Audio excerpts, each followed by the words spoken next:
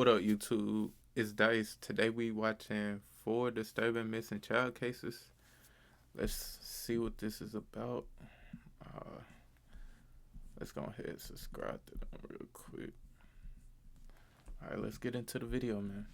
Jared Adedero. On the 2nd of October 1999 at around 11:30 in the morning, two men came across a very young boy while fishing at a campsite on the Big South Trail, which is a part of the Arapahoe and Roosevelt National Forest in Colorado. And while running into a lone child in the middle of nowhere is cause for concern, the two fishermen saw a group of hikers about 80 to 90 feet ahead. They figured that the child was a part of that group since after a brief conversation, the child ran off toward the group they saw. This child was 3-year-old Jared Adedero, and this was the last time anyone would ever see him again. To understand how a 3-year-old even ended up in that situation, we have to take a step back and examine the life of his father, Alan Adedero.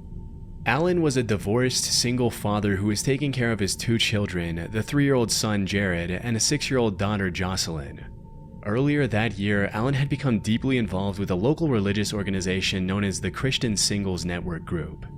By October, he was hosting 11 members of this group along with his two children at a resort he co-owned with his brother. On the day of the incident, the kids wanted to go on a trip to see a fish hatchery with the group.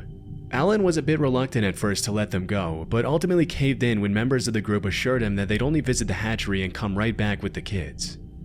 However, for reasons that remain unclear, unbeknownst to Alan, the planned visit unexpectedly transformed into a 15-mile hike along the Big South Trail commencing at around 10 a.m. Taking two young kids on a lengthy hike without their father's permission, this was mistake number one. The second, and arguably the worst mistake the group made, was that no one took explicit responsibility for the kids. Everyone just assumed that someone else was looking after Jared and Jocelyn, when in reality no one was. To make matters worse, the hikers had split into two groups, those walking faster and those lagging behind. This separation made it nearly impossible to keep track of the kids' whereabouts. About an hour and a half into the hike, Jared reportedly interacted with two fishermen before running off towards a group of hikers. Now, this is where things get a bit murky. From what I can gather, it's unclear whether he was somewhere between the two hiking groups or if he had already passed them entirely. The hikers seen by the fishermen might not have even been a part of the same group. Sadly, this was the point where Jared vanished. However, it wasn't until 12:15 p.m. that the Christian group realized that they hadn't seen him for over an hour. Panic set in, and some members of the group rushed back to the resort to inform Alan. How you just lose a nigga for an hour? Like you just lose a nigga. Y'all saying y'all keeping up with him, but now y'all saying, oh, it's been an hour since I've seen this little nigga. Like, bro, y'all look crazy, bro. He wasted no time, immediately driving frantically to the trail while beating his chest and saying, quote, "They lost my baby, they lost my baby." In the meantime, his resort manager filed a missing person report and got the rangers involved in the search. Since this was a fairly active hiking trail, the rangers in the area had plenty of experience finding missing people. So much so that the sheriff at the time stated, "Absolutely, I thought we would find him. Yes, it was a child, but my thought was we should be able to get in there with our people and do what we do and what we have done hundreds of times, find the person. It might take a few hours to find the child crying or hiding someplace nearby, but we would be done before midnight." He even instructed his subordinates to wake him up. See, he was trying to speak it into existence. I understand that. When they found Jared, but the news never came. After almost a full day of searching, Jared remained missing and the hopes of finding him alive began to wane. Things went from bad to worse when the helicopter that was searching for Jared stalled 100 feet in the air and crashed, injuring all 5 of its passengers. By October 7th, over 200 professional searchers, a dozen dog teams, professional trackers, a dive team, and a plane were doing everything they could to locate Jared, or at least find some clue that could answer his mysterious disappearance. Tragically, after 5 grueling days with no leads, the search for Jared came to a heartbreaking halt on the 8th of October. It became a massive story in the media and even led to the Colorado governor signing the Amber Alert plan into law. Jared's case, however, remained completely cold. That is, until June 4, 2003, when 2 hikers named Gary Watts and Rob Osborne found some tattered clothes and a sneaker about 500 feet above Jared's last known location. The pair already knew about his disappearance, so they instantly made the connection and contacted the authorities. What followed was a more thorough search of the area, and 10 days later, searchers made a grim discovery: a molar and a part of a human skull. Damn. DNA tests confirmed what Jared's family feared. These remains were his. They also confirmed that the clothing belonged to him, the same clothes Jared wore on the day he disappeared. After nearly 4 years of his disappearance, Jared's family finally had some closure. But even with these new discoveries, the question remains, what really happened to Jared? The most straightforward explanation is that he wandered off in the mountains, got lost, and eventually succumbed to hypothermia. But there's a problem with that theory. The spot where his clothes and remains were found is nearly inaccessible. It's extremely steep and rocky terrain that would be challenging for an adult to navigate, let alone a 3-year-old child. The most plausible theory is that he was attacked by a cougar. Yeah, These animals are damn. native to the area, and while they rarely attack humans, a small child could easily become a target. During the investigation, some of the hikers in the 11-member group also reported hearing a distant scream during that time, including Jared's sister Jocelyn. So, if the cougar theory is true, it would explain both the scream and how Jared's remains got so far from his last known position. And while it is pretty convincing, there are some inconsistencies in the animal attack premise that I find difficult to justify. For starters, researchers did not find any blood or cougar remains like hair on Jared's clothes. How can that be possible? What's even more puzzling is that Jared's pants were inside out when they were found in the forest. I can't think of any logical way a cougar, or any animal for that matter, could turn a pair of pants inside out. Not to mention the fact that the pair of sneakers they found were in excellent condition considering they would have gone through 4 winters in the Colorado mountains. All of this points to a far more disturbing theory, according to which Jared was actually abducted and later killed by another person. And the reason his sneakers were in such good shape was because the kidnapper likely scattered Jared's remains on the mountain years after the incident. I realize this is a horrifying thought, what? but it's really the only plausible No. explanation that accounts for all these strange No. details. Unfortunately, even with all the evidence we have, Jared's case remains as much of a mystery today as it was the day he disappeared. And the truth of what happened to him may never be known. Damn, man. Paulette Gabarra Farah. On the 21st of March 2010, the Gabarra family returned from a trip to their home in Mexico. That evening, the parents tucked their 2 daughters into bed, unaware it would be the last time they'd see one of them alive. The following morning, the family's nanny, Erica, entered 4-year-old Paulette Gabarra Farah's room to wake her, only to find the bed empty. She could not find the 4-year-old girl anywhere in her room. She turned everything upside down while searching for Paulette before finally alerting the mother of the kids, Lizette Farah. Lizette quickly informed the authorities, and they started investigating the little girl's disappearance almost immediately. However, this case was unlike anything they had seen before. Paulette had severe physical disabilities, so she couldn't have gone anywhere on her own. But the investigators didn't find any evidence of someone breaking into the house and kidnapping her either. It was as if she had vanished into thin air. So, after exhausting all of her options, the Attorney General's office quickly put together a poster explaining Paulette's situation and plastered it everywhere in the region. Lizette's sister, Arlette, also posted a few pictures on social media. Surprisingly, these social media posts went super viral, turning the disappearance of Paulette into a national headline. In the evening, Lizette even released a message on television to the potential abductors, asking them to return her daughter. She claimed that they could leave Paulette in a shopping center or some other crowded place and the family would not press any charges against them. Sadly, none of these efforts amounted to anything. That is until 9 days later, on March 31st, when the little girl's lifeless body was discovered back where it all began, her own room. It was stuck between the mattress and the foot of the bed. On the surface, this should have been the end of Paulette's case. However, the inconsistencies surrounding her disappearance were too significant to ignore. For starters, how is it possible that no one noticed the little girl's body just feet from where she was supposed to be asleep? Yeah, like... The Gabarra house was investigated by professionals who also used highly trained dogs. How could they miss something so obvious in their search? Most importantly, how didn't they smell her? How didn't they, like, how is this possible? did no one who visited her room notice the smell? As a comment on YouTube mentions, I found a body once. It was in a basement apartment and we went to do a checkup on her due to a smell complaint. Flies were everywhere and they were huge. The smell was thick and it stuck to everything. It was a hot and humid summer. She had been dead for 3 days. There is no way that Paulette was in that room for 9 days and no one noticed. The smell of death literally gets everywhere. Now, if the room was immediately taped off after Paulette's disappearance, all of this could have been potentially explained as nothing more than incompetence by the investigators. But in reality, the room had many visitors in the days after the incident, including guests who slept in that same bed for multiple nights. Lizette even gave an interview sitting on top of the bed where Paulette's body was later found. How did she not notice? She knew. The only logical explanation for all of these questions is that Paulette's body wasn't under the mattress during the initial searches. Instead, it was placed there later by someone, possibly one or both of her parents. According to the official coroner report, Paulette moved onto the bed on her own and fell headfirst into the gap between the mattress and the frame. There, she asphyxiated and passed away before her nanny Erica came looking for her in the morning. But the evidence contradicting this official statement is a bit overwhelming. For instance, when the rescuers found Paulette, she was wearing dark trousers with a pink giraffe pattern. However, Lizette clearly showed the same trousers just days earlier while showing Paulette's belongings during an interview. No, esa es la pijama migrante.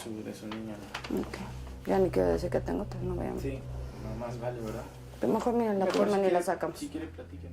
What's even more concerning is that during the official video where the authorities found the body, the investigators also uncover multiple bloodstains hidden in the sheets, some of which were the size of a soccer ball. At one point during the video, one of the investigators even remarks that they, referring to the parents, were beating up the kid.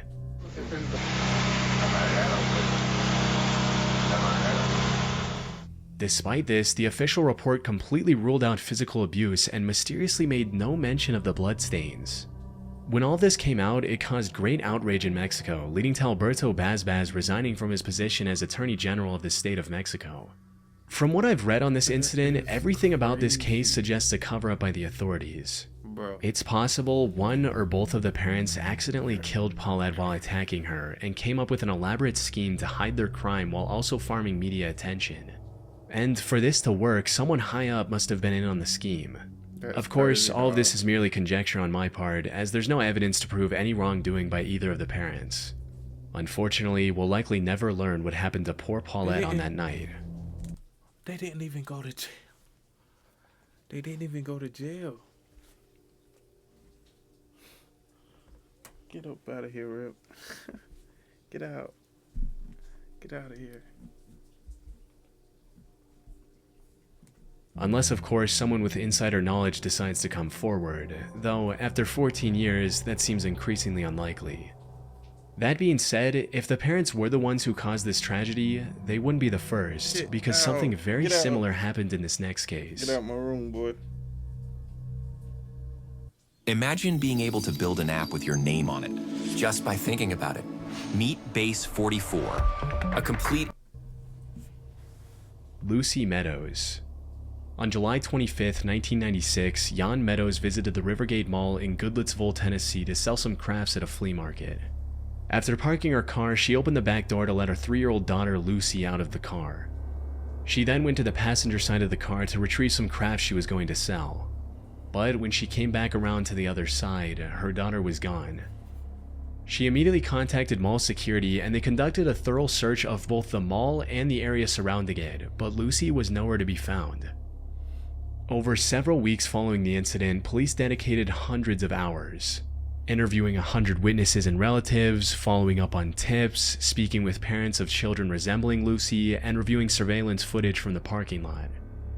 Though the surveillance video was too distant to reveal any clues, it captured Jan Meadows wandering the lot, seemingly looking for someone. However, even after all this effort, they didn't find a single clue that could lead to Lucy's current whereabouts. But things were about to get much more disturbing when police started investigating Jan. For some context, Jan was a Korean immigrant who had separated from her husband Tom and was living with another Korean woman, Hyeon S. Dai, also known as Tammy. And in her original statement, Jan claimed that she had only looked away for a few seconds, and that was all it took for Lucy to disappear. She said she opened the door and walked around to the trunk, and then the daughter disappeared. But after a couple of weeks, she changed her story and said that she might have been busy for 10 to 15 minutes. This is a massive difference. As the lead investigator at the time pointed out, if they had known the time frame for the disappearance was 10 to 15 minutes instead of under a minute, they would have searched more extensively from the start. This sudden change in story also put Jan as a prime suspect in Lucy's disappearance. They put Jan under 2 polygraph tests and she failed both of them, after which she became reluctant to talk with the investigators. During this time, a neighbor also reported seeing the 3-year-old Lucy wandering outside early one March morning and not dressed for the weather and crying. Police also questioned her housemate Tammy, whose statement didn't fully align with Jan's story, making the whole situation even more suspicious. Police and the FBI then carried out an extensive search of the Meadows house, farm, and the surrounding area. However, they didn't find any evidence against Jan or Tammy, and the case was left wide open with no leads for the next 18 years. But then in November of 2004, a witness came forward. He claimed he saw Lucy lying on the floor at home wrapped in a blanket and looking like she could have been dead a day before her supposed disappearance. And while the police never released the name of this witness, I believe it was Daniel, Tammy's son, who would have been 11 years old at the time of the incident. If we take his testimony as truth, many of the inconsistencies in Lucy's case begin unraveling. Lucy was likely already dead before her alleged disappearance on July 25th. Jan disposed of her body somewhere and then made up this abduction story to cleverly mask the truth. As for who killed Lucy, it could be Jan, it could be Tammy, or both. And the cause of her death could range from extreme neglect to overwhelming abuse. We have no way of knowing. And if Jan and Tammy have managed to hide the truth for over 28 years, it's unlikely they'll confess anytime soon. That said, the case is still open at the Goodlettsville Police Department. Who knows, maybe we'll see another witness come forward sometime in the future. How many more do you need, man? Sabrina Eisenberg. Sabrina, come crawl to mommy. Come here. Come here, gorgeous. This is the first video Florida couple Steve and Marlene Eisenberg recorded of their nearly 5-month-old daughter, Sabrina. What they didn't know at the time was that this was also going to be the last. A day after this video, on the 23rd of November 1997, the couple watched a Disney movie with their 3 kids and tucked them into bed. Marlene later checked up on her daughter around midnight before going to sleep. But when she woke up the next morning, she was greeted with a tremendously frightening sight. And as I turn around and I look and notice my laundry room door out to my garage is opened. And then as I get closer, I'm looking now out to the street and seeing that my garage door is up. So now I'm just looking straight out to the street. She immediately rushed to Sabrina's bedroom, which was the closest to the garage. Unfortunately, it was already too late. I ran into the first bedroom, which is Sabrina's room. And I look in the crib and Sabrina's gone. And I scream. This shook Marlene to her core, which is quite apparent from her disturbing 911 call. 911. I need to believe my baby's been kidnapped. Alright, ma'am, need to calm down. Okay. Alright, take a deep breath. What your baby's been kidnapped? I just got up to wake my son up. My garage door was wide open. My house to my floor was wide open and my baby's gone out of the crib. How old is your baby? My baby is 5 months old. Oh God, help me. Upon closer inspection, the couple found out that Sabrina's disappearance was partially their own fault. They had forgotten to close the garage door the night before. As the police got involved, they started a manhunt for the supposed kidnapper, which ended up being the largest manhunt in Florida history at the time. Investigation of Sabrina's room revealed a mysterious footprint and some unidentified fingerprints near her crib. Now, this should have been the proof that someone had already kidnapped little Sabrina. However, cops were struggling to find any other lead or evidence that could lead them to the perpetrator. So, instead of continuing their search outward, they shifted their focus inward, turning their attention to Steve and Marlene. The idea that someone could have walked into a suburban home in the middle of the night, plucked a 5-month-old child out of her crib, obviously raised a lot of suspicion around the Eisenbergs. It's unusual for a true kidnapping. A lot of times they find out that it's someone the family knew or had knowledge of, and that's part of the leads we're looking at. Sabrina's parents were now lead suspects in the case of their own missing daughter. They were summoned for extensive interviews on multiple occasions and were also instructed to take polygraph tests. And while Steve passed his tests, the results from Marlene's tests came out inconclusive due to the stress she was under. It seemed like the higher-ups had already made up their mind about Steve and Marlene being the perpetrators, and were just trying to find any evidence that could support this conclusion. At one point, they even instructed Marlene to appear cold and uncaring on TV, and then used that to question the legitimacy of her feelings for her daughter. Please bring our baby back to us. She needs her mother and her father, and we all miss her and love her very much, and we need her to come home to us, please. It backfired because the perception was that they were cold. Marlene was seen by some as being not authentic, unemotional. Yeah. Law enforcement seemed to focus in on that display. It took all the strength that I had to say what I said, and then the minute I was done, I broke down in tears. Okay, hysterical. But of course the cameras were not put on me then. It got to the point where Steve and Marlene were no longer interested in talking to the police and hired an attorney to act as a shield. However, this only made things worse for the Eisenbergs, because on December 12, 1997, law enforcement successfully received the court's permission to install hidden listening devices in their home. These devices remained active for almost 3 months and captured over 2,600 conversations between the couple. Police then used these recordings to build a case against Steve and Marlene, claiming that they had found evidence of the couple admitting to Sabrina's murder. These alleged transcripts included statements like, on December 23, 1997, Marlene said to Steve, "The baby's dead and buried. It was found dead because you did it. The baby's dead. No matter what you say, you just did it." To which Steve responded by saying, "Honey, there was nothing I could do about it. We need to discuss the way that we can beat the charge. I will never break from the family pact and our story, even if the police were to hold me down. We will do what we have to do." On January 21, 1998, Steve said, "I wish I hadn't harmed her. It was the cocaine." And 10 more counts of similar incriminating statements. They also used these as evidence to break into the Eisenbergs' home and arrest the couple. However, when the cops presented this evidence in court, the judge was unable to make out the phrases that were claimed to have been said. The entire case was dismissed, and Steve and Marlene even won a counter lawsuit which made the government pay their attorney fees for the bogus lawsuit. And from my research, I'm fairly confident that Steve and Marlene were likely not the reason behind their daughter's disappearance. One of their old neighbors also came to their defense in a YouTube comment which read, "I lived about a half-mile from the Eisenbergs at the time of this tragedy. We also had a 6-month-old baby boy at the time. I never so quickly moved my son's crib into our master bedroom for a month or so after that happening. Personally, after hearing so very much about the case, and I actually knew someone who knew the mom, these folks could not have done it. They were genuinely wonderful parents and a decent, normal family. My heart goes out to these people to this day. Our son is 25 now. Sabrina would be 25 years old this June. So sad." Sadly, while the police focused on blaming Steve and Marlene, the real perpetrator continued to slip further from their grasp. Now, it's been over 27 years since Sabrina disappeared. It's unclear if she's even alive or if she met an untimely death. The Eisenberg couple, however, has not given up hope.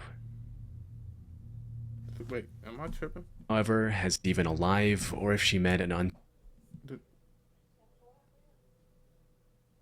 So they fate made this. Sorry, but I just had timely death. The Eisenberg couple, however, has not given up hope. Dang, man, that's crazy. See, I don't know, man. Stay prayed up. I don't know, that's crazy. Just keep building bonds with your family and stuff, I guess, man. I don't know, that's all I got from that. Just build a bond with your family. Dice is out, man.